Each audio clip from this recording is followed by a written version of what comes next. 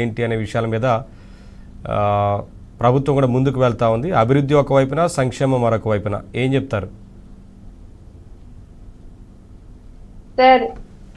యువగళం పాదయాత్ర ఆ రోజు టీడీపీ కార్యకర్తలు ఎంత ఉత్సాహాన్ని తీసుకొని వచ్చిందో అలాగే ప్రజల్లో కూడా ఒక నమ్మకాన్ని కలిగిస్తుందండి. అలాగే కూటమి నేతలు కూడా యువనేత నారా లోకేష్ గారితో ఆ రోజు నడవడం జరిగింది. ప్రతి చోట కూడా, అంటే మా కాకినాడ జిల్లాలో కూడా లోకేష్ గారితో మేము ఇంచుమించు మా జిల్లాలో నడవడం జరిగిందండి. నడుస్తున్నప్పుడు అనేక మంది, అంటే ఎంత సెక్యూరిటీ ఉన్నా, ఎంత తాళ్ళేసి కాసినా, ఏం చేసినా సరే కానీ ఎవరొకరు ఎంటర్ అయ్యేవాళ్ళు.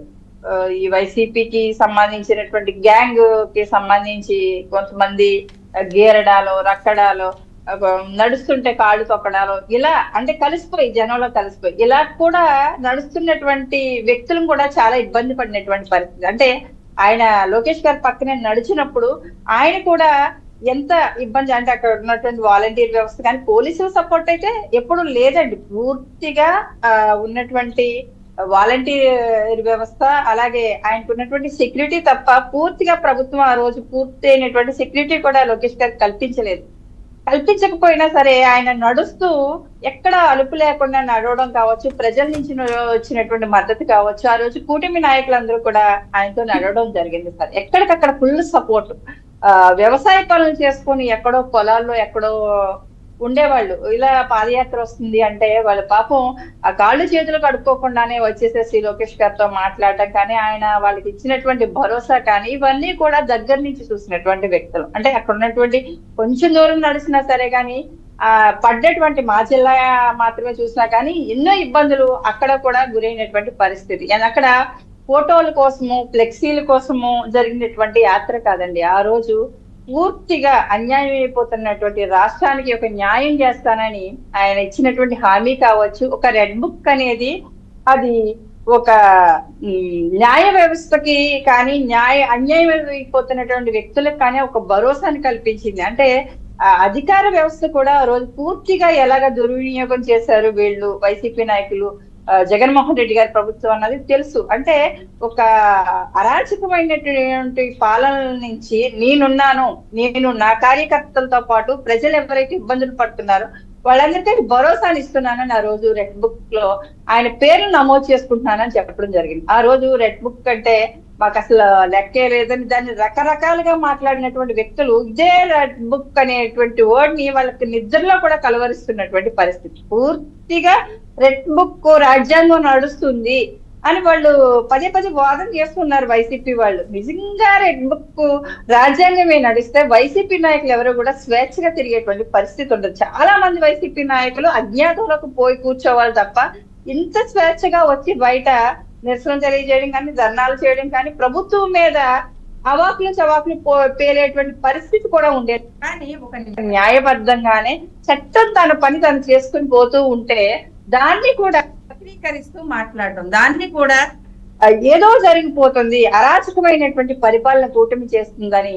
మాట్లాడడం అనేది మాత్రం ప్రజలు గమనిస్తున్నారు. కాబట్టి ఆ రోజు లోకేష్ గారిని పెట్టినటువంటి ఆ ఇబ్బందుల్ని కూడా ప్రజలు చూస్తారు. ఆ రోజు నాయకులు, కూటమి నాయకులు కావచ్చు, మా జనసేన నాయకులు కావచ్చు, బీజేపీ నాయకులు కావచ్చు, టీడీపీ నాయకులు కావచ్చు, వీళ్ళు ఎంత అరాచకంగా ఎన్ని ఇబ్బందులకి గురి ప్రజలందరికీ కూడా తెలుసు. కాబట్టి ఇవాళ వైసీపీ ఎన్ని అబద్ధాన్ని గ్రౌండ్ స్థాయిలో ప్రచారం చేస్తున్నా, సాక్షాత్తు జగన్మోహన్ రెడ్డి గారే వచ్చి మాట్లాడుతున్నా సరే కానీ ప్రజలు నమ్మేటువంటి పరిస్థితి లేదు సార్ రాష్ట్రంలో. ఎందుకంటే ఆ రోజు అరాచకమైనటువంటి పరిపాలన ప్రతి చోట కూడా ఎక్కడైనా సరే పాపం వాళ్ళు రోడ్డు మీదకి వచ్చి పాదయాత్రకు మద్దతు ఇవ్వడానికి ప్రజలు ఎవరైనా వద్దాము అంటే అక్కడ ఒక వాలంటీర్ వ్యవస్థను పెట్టుకుని ఆ పాదయాత్రలో ఎవరెవరు వెళ్ళారు ఏంటంటే ఫోటోలు తీసుకొని వాళ్ళ పథకాలు కట్ చేసేస్తామనేసి కట్ చేసినటువంటి పరిస్థితులు కూడా ఉన్నాయి కొన్ని చోట్ల. అంటే జస్ట్ వాళ్ళు వచ్చి పాదయాత్రలు నడుచు కూడా కాదు, అంటే వాళ్ళు పడుతున్నటువంటి ఇబ్బందులను చెప్పుకోవడానికి వచ్చినటువంటి ప్రజలను కూడా ఇబ్బంది పెట్టినటువంటి దుర్మార్గమైనటువంటి ప్రభుత్వం ఏదన్నా నడిచింది, పరిపాలన నడిచింది అంటే కనుక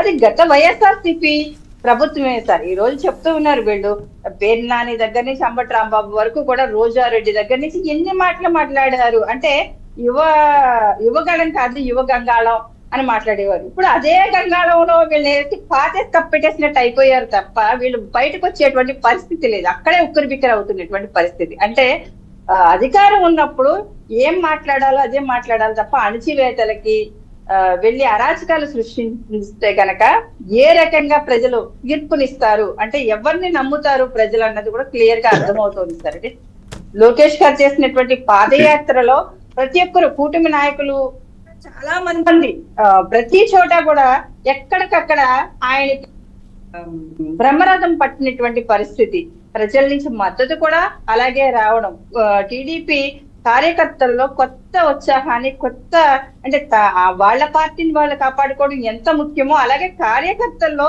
కొత్త ఉత్తేజాన్ని, నూతన ఉత్తేజాన్ని నింపడంలో మాత్రం చాలా యువ నాయకులు లోకేష్ గారు అయితే మాత్రం పింటూ పాయింట్ ఆ విషయంలో అయితే చాలా సక్సెస్ఫుల్ గా ఉన్నటువంటి యువనేత గాని చెప్పొచ్చు సార్.